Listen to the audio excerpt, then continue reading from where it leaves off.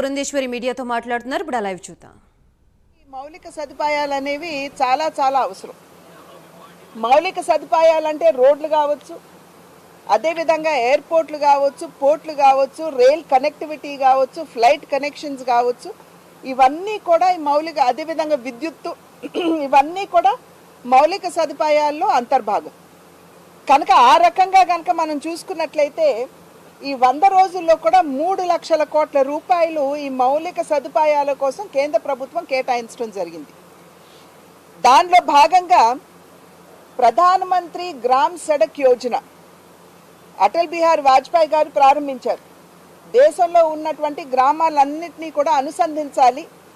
ప్రత్యేకించి వ్యవసాయం అనేది మన గ్రామాల్లో జరుగుతుంది కాబట్టి రైతులకు కూడా ఇది అనువుగా ఉంటుంది అనేటువంటి ఆలోచనతోటి వారు ఆనాడు ప్రారంభించారు. దానికి ఈరోజు మళ్ళీ మధ్యలో ఒకంత అది కాస్త మందగించినప్పటికీ మళ్ళీ ఇప్పుడు ప్రధానమంత్రి gram Sadak Yojana 4th stage 4వ దశని ఇప్పుడు ప్రధాని గారు తీసుకుని 62,500 కిలోమీటర్ల రోడ్లు నిర్మాణం చేస్తూ 25,000 గ్రామాలు ఏవైతే ఇంకా కాస్త రోడ్లు సరిగ్గా లేవు, ఇంకా కొంచెం అనుసంధానానికి నోచుకోలేదు అనేటువంటి భావన ఎక్కడైతే ఉందో ఆ గ్రామాలన్నింటినీ కూడా అనుసంధించేటువంటి కార్యక్రమం ఇవాళ నరేంద్ర మోడీ గారి ప్రభుత్వం చేపట్టింది.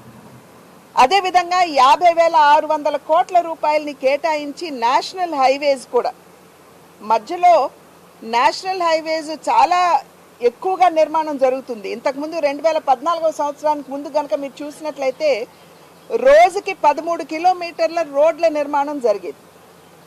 కానీ నరేంద్ర మోడీ గారు ప్రధాని అయిన తర్వాత గడ్కరీ గారికి ఎప్పుడైతే బాధ్యతలు ఇచ్చారో రోజుకి ఇవాళ 28 నుండి 30 కిలోమీటర్ల రోడ్ల నిర్మాణం ఇవాళ దేశంలో జరుగుతుంది. అంటే ఎంత ఫాస్ట్గా, ఎంత త్వరితగతిన ఈ రోడ్ల నిర్మాణం జరుగుతుందో మనం అందరం కూడా గమనించాలి.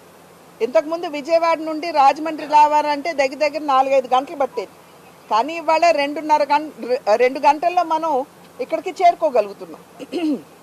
కనుక 50,600 కోట్ల రూపాయలు ఈ ఎన్హెచ్ నిర్మాణానికి అందివ్వటం జరిగింది. అదేవిధంగా